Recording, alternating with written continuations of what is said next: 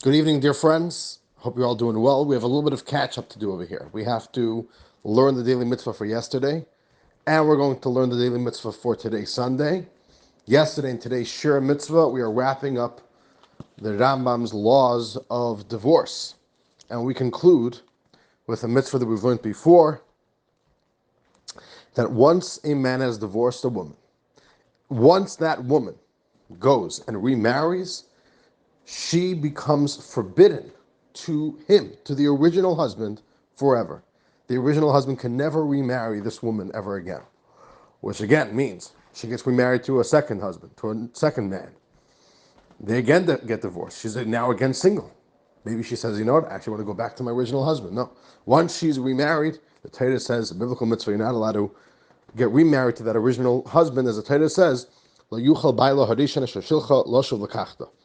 And that first husband that originally sent her away cannot then go to bring her back and to take her as a wife.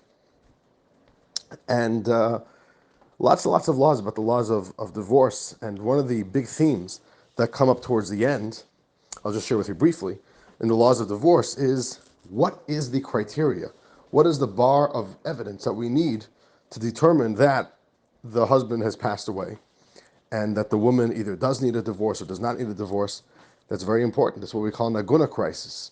When there's a woman who wasn't able to get a divorce from her husband, and there's a chance, maybe he died, maybe he was caught in a storm at sea, we don't know, are there any survivors? Maybe there was some type of disaster, some tragedy, and what bar of evidence do we need to determine that? And what the Rambam says is that we actually try as much as possible using evidence, even creatively. The sages used different mechanisms, and there's actually a lot of interesting psychology in the Rambam these days. Let's say you have a little child who says, yeah, I saw this person pass away. Or you have a non-Jew, maybe even have an anti-Semite. Maybe even the killer himself. You have a pogrom that comes to town. And one of them mentioned themselves, yeah, we killed this man. Is he to be believed? Could you believe one witness? Usually you need two witnesses according to the Torah. So in general, the Rambam says that we try working as hard as possible, that a woman should be freed to get remarried and shouldn't get stuck in limbo, which we call being an aguna, where on the one hand, she doesn't have enough evidence to get remarried, and on the other hand, so she's like still bound to this husband, to her original husband, possibly, but he's nowhere to be found. She can't get remarried, but she also doesn't have a husband. Okay, in any case, so with that, on that note is how we conclude the laws of gittin, of divorce, and we are right now moving on to a brand new mitzvah, a fascinating mitzvah, which is the mitzvah for Sunday. The previous mitzvah, just to clarify, was also for today. It was the mitzvah yesterday, and we again learned that mitzvah again today. But today's brand new mitzvah is the mitzvah of yibum. So listen to this.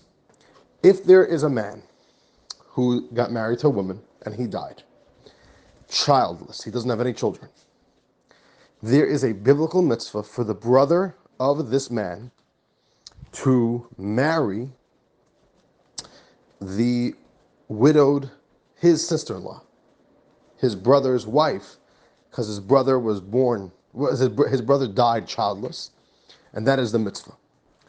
The wife who just became widowed, fresh widow, she's called the Yavama.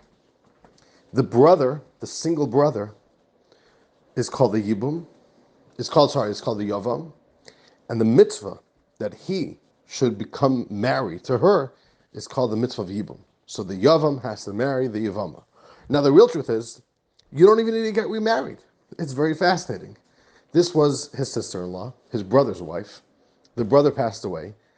This brother now actually does not need to go through the process of doing a Jewish marriage. He just moves in and becomes the husband. Because that's the biblical mitzvah. This is, as the Rambam puts it, this is the wife that God has ordained for you.